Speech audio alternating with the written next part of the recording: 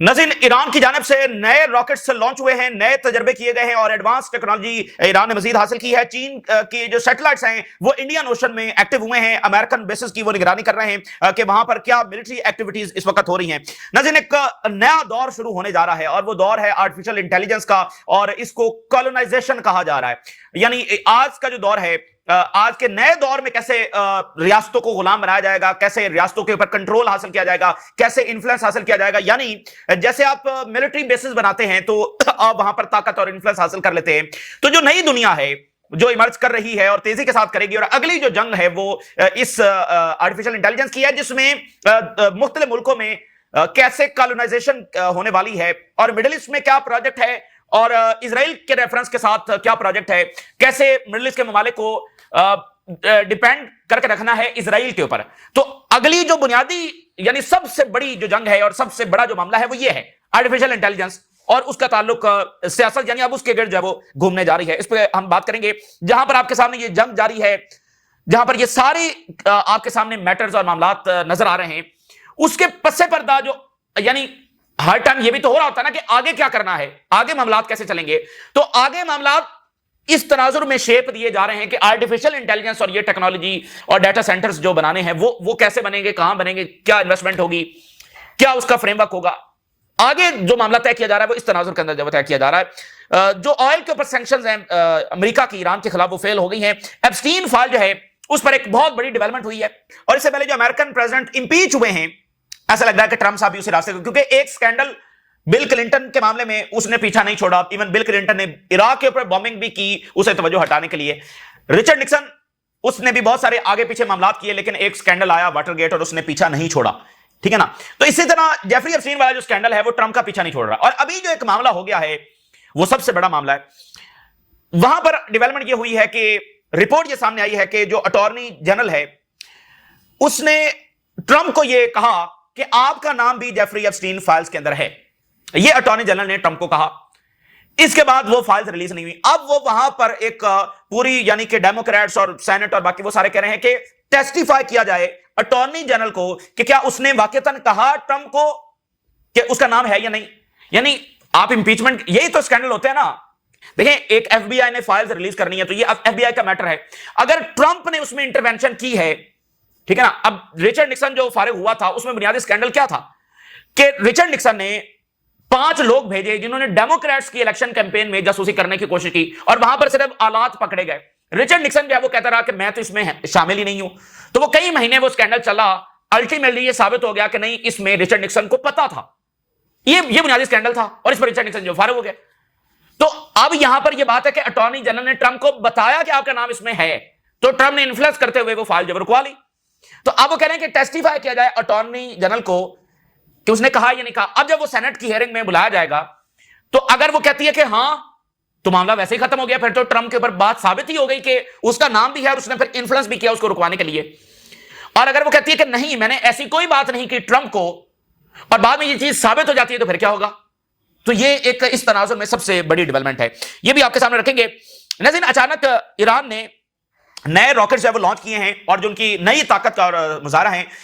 इससे पहले जो ईरान ने मिसाइलों का मुजाहरा किया है, जिसमें अभी तक उसने अपने सारे मिसाइल लॉन्च नहीं किए हैं, जो लॉन्च किए हैं वही भारी पड़ चुके हैं पूरे इजराइल और वेस्ट के एयर डिफेंस के ऊपर, और उनकी सारी टेक्नोलॉजी के ऊपर भारी पड़ चुके हैं ईरानियन मिसाइल्स। तो अब उन्होंने इसके ऊपर मजीद जो है वो रॉकेट्स लॉन्च कर दिए हैं। और उधर आप देखें कि टर्की ने पहला हाइपरसोनिक मिसाइल जो लॉन्च किया है, कामयाब तजर्बा। और इधर ईरान ने, Iran rocket launch raises alarm. Iran has successfully conducted a test of its latest Qased satellite launch rocket और assess some emerging new technologies and improving the performance of future satellite systems. Why it matters?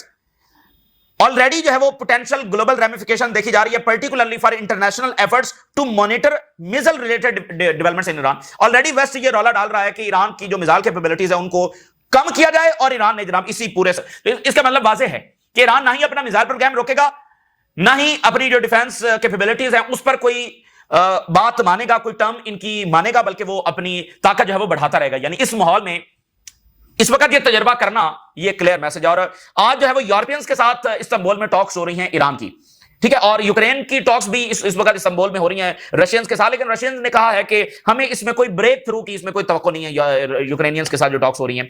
तो अब ये जो Europeans की talks हो रही हैं Iran के साथ, ये कोऑर्डिनेटेड है अमेरिका के साथ, यानी इसमें अमेरिका भी कोऑर्डिनेट कर रहा है, क्योंकि अमेरिका और यूरोपियंस ने मिलकर ही ईरान के ऊपर सैंक्शंस लगानी है सिक्योरिटी काउंसिल में, तो इसलिए वो मिलकर ये टॉक्स कर रहे हैं। लेकिन इन टॉक्स की भी ये बस खबरों की हद तक ठीक है, हर तरफ ये डिस्कस हो रहा है, टॉक्स हो रहे हैं, लेकिन इसमें कोई रिजल्ट निकलता हुआ नजर नहीं आ रहा कि यहां पर कोई मुआहिदा तय पा जाएगा। यानी कि वेस्ट जो है वो एक ये शो करवा रहा है कि देखिए हम तो डिप्लोमेसी कर रहे हैं ईरान के साथ, और अल्टीमेटली वो कहेंगे कि ईरान जो है वो कोई बात मानने के लिए तैयार नहीं है। और ईरान इन मुज़ाकरात में इसलिए बैठ रहा है, जो वजह पहले थी कि वो तो हमेशा डिप्लोमेसी के लिए तैयार रहते हैं, तो वो वहां पर बैठ रहे हैं, लेकिन उन्होंने एक और बड़ी इंपॉर्टेंट बात उन्होंने वाजे कर दिया है कि यानी जो वेस्ट की चाल है उसके जवाब में उन्होंने, यानी वेस्ट ये वो सिर्फ खाना पूरी कर रहा है ना टॉक्स करके, उसके बाद सैंक्शन उसने लगानी है, क्योंकि इसमें वो ये डिमांड कर रहे हैं कि ईरान जो है वो मिसाइल प्रोग्राम भी रोके, इनरिचमेंट भी रोके, तो वो तो सरेंडर है ना। तो जो उनकी चाल है उसके जवाब में जो ईरान ने जो एक इकदाम उठाया, उन्होंने कहा कि अगर इन्होंने हमारे पर सैंक्शंस लगाई तो हम ये ऐलान कर रहे हैं कि हम एनपीटी मुआहदे से निकल जाएंगे। Iranian negotiator does not rule out exiting nuclear treaty if sanctions are reimposed. Iran considers leaving nuclear treaty if snapback sanctions triggered. उन्होंने बिल्कुल वाजे कर दिया कि अगर सैंक्शन लगेंगे तो हम एनपीटी से जब निकल जाएंगे, उसका वाजे ऐलान होगा कि हम न्यूक्लियर बनाने जा रहे हैं। चाइना के जो सैटेलाइट्स हैं वो बड़े एक्टिव हुए हैं इंडियन ओशन में, और डियागो गार्सिया की उन्होंने कुछ इमेजेस जारी की हैं। Chinese satellite image show changes at key US Indian Ocean airbase. Diego Garcia में उन्होंने ये इमेजेस जारी की हैं कि जो B-2 बॉम्बर्स हैं वो डियागो गार्सिया को लीव कर चुके हैं, B-2 बॉम्बर्स। ये चाइनीज सैटेलाइट्स ने आज इमेजेस जारी की हैं, तो इससे चाइना ने एक और मैसेज भी दिया है कि अमेरिकन जो बेसेस हैं उनके ऊपर क्या हो रहा है, चाइना उसको मॉनिटर कर रहा है। चाइना ने इमेजेस जारी किया ना उनकी बेसेस की, तो उन्होंने ये मैसेज भी दिया कि हम आपको मॉनिटर कर रहे हैं।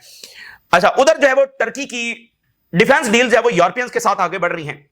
Turkey's TAI inks deal with Airbus for exporting jet trainer Harjit. अब ये टर्की का यानी कि ट्रेन करने के लिए जो जेट्स हैं वो एक्सपोर्ट कर रहे हैं, तो टर्की अपने ड्रोन्स भी दे रहा है, दीगर जो मॉडर्न इक्विपमेंट है वो यूरोपियंस को दे रहा है, यानी यूरोपियंस डिपेंड कर रहे हैं। देखिए यूरोपियंस बहुत सारा असलहा इजराइल से खरीदते हैं, ये बात ध्यान में रखें। 2024 में भी बिलियंस ऑफ डॉलर्स का असलहा उन्होंने इजराइल से खरीदा है, और ये जो पैगासस वगैरह ये भी यूरोपियंस ने इजराइल से खरीदा है। तो इजराइल को ये भी बड़ी तकलीफ है। और आप नोट करें कि फ्रांस में जो असलहा एग्जीबिशन हुआ था उसमें इजरायली कंपनीज को अलाउ नहीं किया गया था, और इजराइल फ्रेंच कोर्ट्स में गया और फ्रेंच कोर्ट्स ने भी इजराइल की बात नहीं मानी। तो ये एक बहुत बड़ा शिफ्ट है कि यूरोपियंस अब असलहा खरीद रहे हैं टर्की से, और बदले में टर्की उनसे फाइटर जेट्स ले रहा है। तो ये मिडिल ईस्ट में जो यूरोपियन पॉलिसी है उसमें एक शिफ्ट तो आ रहा है, लेकिन बुनियादी मसला अटका हुआ है गजा के सीज़फायर पर। अगर आप गजा का सीज़फायर हो जाता है, क्योंकि तकलीफ उस बात की ना कि वहां पर मासूम जाने जा रही है, उसमें ये कोई मसला नहीं है कि इजराइल यहां पर कोई फाते होकर निकलेगा या कोई ग्रेटर इजराइल बना लेगा, ये मसला नहीं है। मसला सिर्फ यह है कि वहां पर मासूम जाने जा रही है, बस इससे कुछ ज्यादा नहीं है। बाकी मुल्क जो है वो इमर्ज कर रहे हैं, और मिस्र की और ईरान की और टर्की की ताकत बढ़ती चली जा रही है। और मिडिल ईस्ट के हवाले से अब देखें, प्यूटन ने बुलाया हुआ है अक्टूबर में अरब लीडरशिप को। चाइना के जो ताल्लुकात हैं मिडिल ईस्ट से बढ़ते चले जा रहे हैं, और सबसे बड़ा पॉलिसी शिफ्ट यूरोप में आ रहा है मिडिल ईस्ट के हवाले से। तो दरमियान में अगर गजा का सीज़फायर हो जाता है तो बाकी मुल्क अपने आप को संभाल लेंगे और इजराइल के साथ जब वो निमट लेंगे, तो वो बुनियादी मसला नहीं। अच्छा, अब इसमें एक और नई डेवलपमेंट है और एक नई चाल खुलकर सामने आ रही है। फ्यूचर मिडिल ईस्ट है वो क्या होगा, अगली दुनिया क्या होगी। देखिए आगे जो सारा मामला चलने जा रहा है, यानी एक नई दुनिया इमर्ज हो रही है, और वो नई दुनिया है आर्टिफिशियल इंटेलिजेंस की दुनिया। आगे जो जाकर अलायंसेस बनने हैं, आगे जो जाकर दुनिया ने एक दूसरे के ऊपर डिपेंड होना है, आगे जिसने जाकर रूल करना है वो है बैटल ऑफ AI, जिसमें रेयर अर्थ मिनरल्स हैं, जिसमें जो है वो डाटा सेंटर्स हैं, चिप्स हैं, ये सारे उसके जुज्व है। ओवरऑल जो लड़ाई है वो आर्टिफिशियल इंटेलिजेंस और उससे रिलेटेड जो मॉडर्न टेक्नोलॉजी है नाज़रीन, उसकी लड़ाई है। यानी पिछली सेंचुरी की एक दुनिया थी, फिर हमने ये वाली दुनिया देखी जिसमें माइक्रोसॉफ्ट आया, ये सारी कंपनीज जिन्होंने, ये सारी अमेरिकन जो टेक जायंट्स हैं इन्होंने रूल किया है। तो अब एक अगली जो दुनिया है उसमें कौन रूल करेगा, जिसके पास आर्टिफिशियल इंटेलिजेंस होगी और उससे रिलेटेड जो मॉडर्न टेक्नोलॉजी है जिसके पास ये होगी, वो दुनिया को रूल करेगा। और इसमें टक्कर किसकी है, अमेरिका और चाइना की। और यूरोप भी इस पर अभी सोच रहा है, काम कर रहा है, लेकिन यूरोप बहुत पीछे है। असल जो लड़ाई है वो अमेरिका और चाइना की है, ठीक है, जो इसको कंट्रोल करेगा। और उसमें चाइना का एडवांटेज ये है कि रेयर अर्थ मिनरल्स की सप्लाई चाइना के पास है।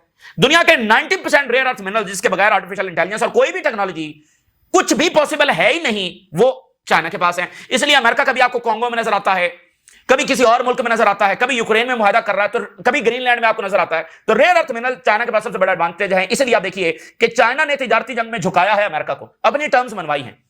आज अभी यह मुआहदा हुआ है कि चाइना को एनवीडिया, जो उनकी सबसे बड़ी कंपनी है, दुनिया की सबसे बड़ी कंपनी है, $4 ट्रिलियन उसकी वर्थ है, जो चिप्स बनाती है अमेरिका की, उसने अलाउ कर दिया है अमेरिका ने कि एनवीडिया चिप्स जो है वो चाइना को बेच सकती है।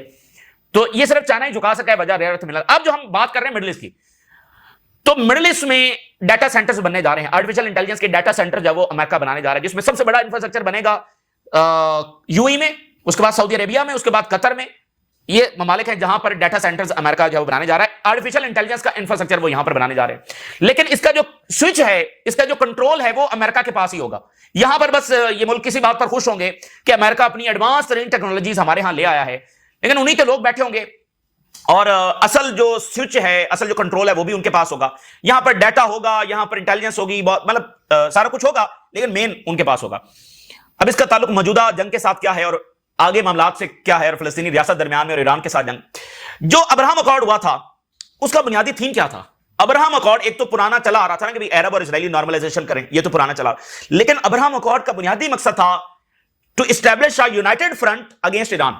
अरब और इजराइल मिलकर जो है वो ईरान के साथ जब लड़ेंगे, ईरान के खिलाफ जब लड़ेंगे, और इजराइल जो है वो टेक्नोलॉजी देगा अरब्स को, क्योंकि जाहिर है कि उसने देना नहीं थी, तो बस खुश करने के लिए कुछ दे देते। ये थोड़ी है कि वो अपने बराबर की कोई टेक्नोलॉजी अरब्स को देते, लेकिन ये भी इसमें खुश थे कि ठीक है, और इजराइल भी हमारा दिफा करेगा ईरान के खिलाफ। तो ये सारा यूनाइटेड फ्रंट था। अब ईरान के साथ तो झगड़ा खत्म हो गया, बहुत हद तक मामला तय हो रहे हैं, चाइना दरमियान में सालिस के तौर पर मौजूद है, और अब गल्फ जो कंट्रीज हैं उनकी ऐसी कोई तरजीह भी नहीं है ईरान के साथ जंग करना। सऊदी अरेबिया के अपने अंदरूनी मसाल भी हैं, विजन 2030 भी है, फिर ईरान ने जो पावर दिखाई है, कोई उनके साथ लड़ना भी नहीं चाहता, बल्कि सबको, तो ईरान वाला मसला वो नहीं है जो माजी में हुआ करता था। तो फिर अब इजराइल की जरूरत क्या है? फिर क्या ऐसी चीज इजराइल के पास हो कि दोबारा इन सबको डिपेंडेंट बनाया जाए इजराइल के ऊपर?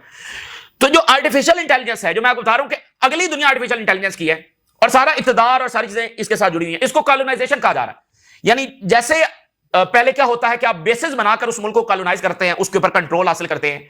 तो अब जहां पर बनेंगे डाटा सेंटर, ये नई अड्डे हैं, डाटा सेंटर जो है वो नए अड्डे हैं, ये नई दुनिया ना, उसमें नए अंदाज में वॉरफेयर सिस्टम सारा कुछ चेंज हो रहा है।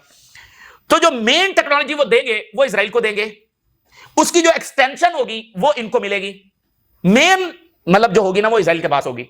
ये प्रोजेक्ट है। एनवीडिया ने ये अनाउंस किया है कि वो इजराइल में लार्ज स्केल जो है वो एआई इंफ्रास्ट्रक्चर बनाने जा रहा है, एनवीडिया।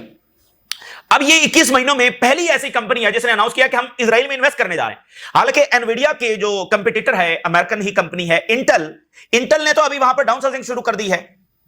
तो Nvidia is the first company जो कह रही है, और वो एनवीडिया क्यों कह रही है? क्योंकि अमेरिकन गवर्नमेंट ने उनको कहा है कि आप वहां पर जाकर इंफ्रास्ट्रक्चर बनाएं। तो एनवीडिया के इजरायली गवर्नमेंट की बात चल रही है एआई इंफ्रास्ट्रक्चर बनाने के हवाले से। तो अब बुनियादी प्रोजेक्ट ये है कि उधर डाटा सेंटर्स बनने हैं, उसमें मेन टेक्नोलॉजी इजराइल के पास होगी, और ये सारे डिपेंडेंट होंगे इजराइल के पास, इजराइल के ऊपर। तो ये वो जवाब होगा, ये वो मजबूरी होगी कि ये इजराइल के साथ जुड़े रहें, इजराइल के साथ नॉर्मलाइजेशन करें, इजराइल के मातहत होकर चलें। इजराइल की जो हेजमनी है, देखें इससे पहले उन्होंने इजराइल की हेजमनी को कैसे यकीनी बनाया? जंगी हथियारों से, मॉडर्न उस वक्त की टेक्नोलॉजी से, मजबूत तरीन इकोनॉमी बनाकर। तो अब वो जंगी हथियारे तो उनको मिल रहे हैं, जंगी हथियारे तो मिल रहे हैं बाकी मिडिल ईस्ट के ममालिक को, तो वो तो बैलेंस हो गया ना, एयर बैलेंस हो गया। तो अब क्या ऐसी चीज है कि इजराइल की हेजेमनी को मजीद कायम रखना है? तो वो ये है आर्टिफिशियल इंटेलिजेंस, जिसमें मेन टेक्नोलॉजी होगी इजराइल के पास और बाकियों के पास बस उसकी एक्सटेंशन होगी। और वैसे भी आप देखें, ये जो टेक्नोलॉजी होती है ना, ये जब तक होम ग्रोन नहीं होगी ना, तो आपके पास वो कुछ भी नहीं है। बस आप उनको जगह देकर बैठे हुए हैं, और अमेरिकन यहां पर हैं, इंफ्रास्ट्रक्चर आपने खड़ा कर दिया, तो आप टेक्नोलॉजिकल मुल्क बन गए, आपने ये अनाउंस कर दिया। आप हैं नहीं, क्योंकि यानी इंडिया है, बाकी ममालिक हैं, तो वहां पर मुख्तलिफ आर्टिफिशियल इंटेलिजेंस के स्टार्टअप्स हैं, इवन टर्की में स्टार्टअप्स हैं और उसके ऊपर काम हो रहा है। तो यहां पर तो कोई स्टार्टअप नहीं है, यहां पर तो कोई टेक्नोलॉजी का मामला नहीं है गल्फ कंट्रीज में। तो बाहर से लोगों को लाकर बिठा देने से टेक्नोलॉजी नहीं आ जाती, आपके अपने लोगों के पास वो नॉलेज होना चाहिए। तो बाहर से आएंगे लोग, सिखाते हैं, लेकिन अगर आपके पास होम ग्रोन नहीं है, आपकी अपनी यूथ, अपने लोग नहीं है, तो आपके पास वो टेक्नोलॉजी कभी भी नहीं हो सकती। इसलिए अमेरिका यहां पर जो उसके कंसर्न थे वो इसलिए अब नहीं है कि इनके पास मतलब तो टेक्नोलॉजी नहीं होगी, वो असल में तो हमारे पास ही रहेगी। बस ये होगा कि वहां पर डाटा सेंटर बने हुए हैं, और ये भी कहेंगे कि हम टेक्नोलॉजिकल हब बन गए हैं, एक्चुअली होंगे नहीं। और इसलिए आप, बड़ी इंपॉर्टेंट बात, सऊदी अरेबिया जो है वो अलाउ कर रहा है प्रॉपर्टी आप खरीद सकते हैं सऊदी अरेबिया में। कितना बड़ा स्टेप है, सऊदी अरेबिया अलाउ कर रहा है कि आप वहां पर प्रॉपर्टी जाकर खरीद सकते हैं। वो क्यों अलाउ कर रहा है? क्योंकि जब आप ये सारा आर्टिफिशियल इंटेलिजेंस का करने जा रहे हैं, तो बाहर से लोगों ने भी आना है, साइंटिस्ट आएंगे, उनकी फैमिलीज आएंगी, तो उन्होंने यहां पर रहना भी है। यानी एक ऐसा मुल्क जो नेशनैलिटी नहीं देता, जो आप वहां पर अपनी जमीन नहीं खरीद सकते, तो कोई अपनी आकर वहां पर जिंदगी क्यों शुरू करना चाहेगा? तो वो तो किसी के लिए सिक्योर ही नहीं है। तो बाकी जो दुनिया से लोगों ने आना है इस सिलसिले में, टेक्नोलॉजी और उसके सिलसिले में, तो जैसे यूरोप में होता है, जैसे अमेरिका में होता है कि आपकी फैमिलीज वहां पर सेटल हो जाती हैं, तो ये सऊदी अरेबिया अलाउ करने जा रहा है। लेकिन इसके साथ बहुत बड़ा सोशल प्रॉब्लम जुड़ा हुआ है। जो आज तक जो खौफ था इन तमाम रियासतों में, वो ये है कि इनकी आबादी बड़ी थोड़ी है। आबादी थोड़ी है, मेरे ख्याल सऊदी अरेबिया की 2 करोड़ के करीब आबादी है, और इसी तरह बाकियों की यानी किसी की 1 करोड़ है, 80 लाख है, किसी की करोड़ है, 2 करोड़, मतलब बहुत थोड़ी आबादी। तो अगर बाहर से ज्यादा लोग आ जाएंगे तो मतलब एक है ना कि भाई अमेरिका की 32 करोड़ आबादी है, तो 50 लाख आ जाएंगे तो क्या फर्क पड़ जाएगा। लेकिन जहां पर है ही 2 करोड़ और 20 लाख आ जाएंगे तो कितना फर्क पड़ जाएगा। तो वो तो सारा सिस्टम ही बदल जाएगा ना। नेशनैलिटी होगी तो फिर वोट भी देना पड़ेगा, नए लोग आएंगे, नए नजरियात के साथ आएंगे, तो बहुत सारी चीजें, यानी ये सोशल इशू बहुत सारा जुड़ा हुआ। इसलिए आपने कभी नोट किया कि मिडिल ईस्ट की ये रियासतें जो है वो नेशनैलिटी क्यों नहीं देती? उसकी बुनियादी वजह पीछे यही है। नेशनैलिटी इसलिए नहीं देते कि जो नेटिव्स हैं उनका कंट्रोल ना कम हो जाए।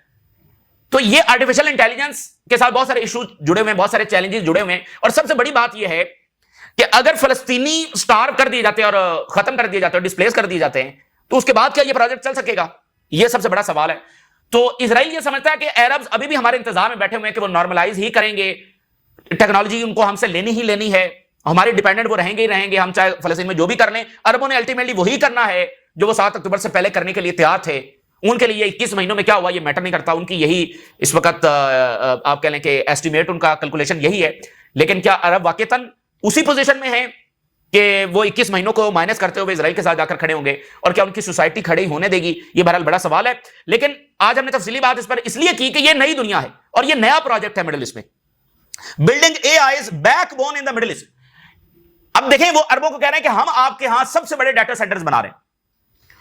और स्टारगेट जो ट्रंप का सबसे बड़ा फ्लैगशिप प्रोजेक्ट है $500 बिलियन का, जिसमें यह भी शामिल है कि मौत को कैसे खत्म किया जा सकता है दुनिया से। ये स्टारगेट में यह भी है, हमेशा इंसान कैसे जिंदा रह सकता है, यह भी इसमें शामिल है। ये बहुत बड़ा $500 बिलियन का ये प्रोजेक्ट है, जिसमें ओपन एआई की इन्वेस्टमेंट है, जिसमें ओरेकल है, जिसमें जापान का सॉफ्ट बैंक $20 बिलियन दे रहा है, जिसमें एनवीडिया की इन्वेस्टमेंट है। तो ये इसके सारे जो इंफ्रास्ट्रक्चर है वो बनने जा रहा है यूएई में। और ट्रंप ने सैंक्शंस, रिस्ट्रिक्शंस खत्म कर दी हैं, एडवांस चिप्स जो है यूएई को एक्सपोर्ट हो सकेंगी। लेकिन इसमें कितना फायदा उठा सकेंगी मिडिल ईस्ट की रियासतें? क्योंकि होम ग्रोन तो उनके पास नहीं है, और दूसरा सोशल इश्यूज इसके साथ जुड़े हुए हैं, और दूसरा मेन ताकत उनके पास रहेगी। और चाइना भी ऑफर कर रहा है कि हम आपको देने के लिए तैयार हैं। और जो चाइना कंपीट कर रहा है, यानी अमेरिका से भी ज्यादा बड़ी टेक्नोलॉजी तो वो बना रहा है, तो ये भी इनके लिए फैसला करना है। और अगर फलस्तीनियों को कोई राइट्स नहीं मिलती है और फलस्तीनियों के साथ जो इजराइल कर रहा है वो इसी तरह से करता रहता है, तो फिर इनके पास क्या ऑप्शन बचेगा? और अगर रीजनल वॉर छिड़ जाती है तो फिर इसका प्रोजेक्ट का क्या बनेगा? Why oil sanctions are no longer effective. उन्होंने कह दिया कि ऑयल सैंक्शन जो फारिग हो गई है, फाइनेंशियल टाइम ने लिख दिया, ऑयल सैंक्शन जो ईरान पर लगी है फारिग हो गई है। अब अटॉर्नी जनरल जो है, Democratic calls to testify following reports she told Trump he was in Epstein files. Democrat कह रहे हैं कि इसको टेस्टिफाई किया जाए। ये मतलब आप कह लें कि वो रास्ता हमवार किया जा रहा है ट्रंप की इंपीचमेंट और सनवार, क्योंकि स्टेप बाय स्टेप हो रहा है ना। और पिछले दोनों स्कैंडल जो बिल क्लिंटन के थे, निक्सन के थे, उसमें भी यही हो रहा था। मामला आहिस्ता आहिस्ता आगे चल रहा है, एट द एंड वो चीज साबित हो गई। अब ये बहुत बड़ी बात है कि अटॉर्नी जनरल ने बता दिया ट्रंप को कि आपका नाम इसमें है, और उसके बाद वो फाइल्स जारी ही नहीं की गई, रिलीज ही नहीं की गई। अब वो पड़ी हुई तो है, तो अगर अटॉर्नी जनरल इसमें हां कहती है कि हां मैंने बताया है, तो बिल्कुल चीज साबित हो गई ट्रंप पे। अगर वो ना कहती है तो खुद वो फंसेगी, क्योंकि बाद में अगर वो चीज साबित हो गई तो फिर क्या होगा? ठीक है ना। तो ये बड़ा वहां पर मसला बन गया है। और अगर वो ना कहती है तो सेनेट कहेगा कि हमें वो फाइल्स दिखाई जाएं, ठीक है, जो भी उनका प्रोसीजर है, तो वो साबित जाहिर है कि वो हो जाना है अगर उसने कहा है तो। आखिरी खबर यह है कि जो अमेरिकी इन्वॉय है सीरिया के, वो पहुंच गए हैं पेरिस, और पेरिस में वो सीरिया और इजराइल की मीटिंग इस वक्त अरेंज कर रहे हैं। ठीक है, और इदलिब के अंदर बड़ा धमाका हुआ है, 100 से ज्यादा कैजुअलिटीज वहां पर हो गई हैं सिविलियंस की, और अभी अननाउन है द रीजन कि वहां पर वजह क्या बनी है।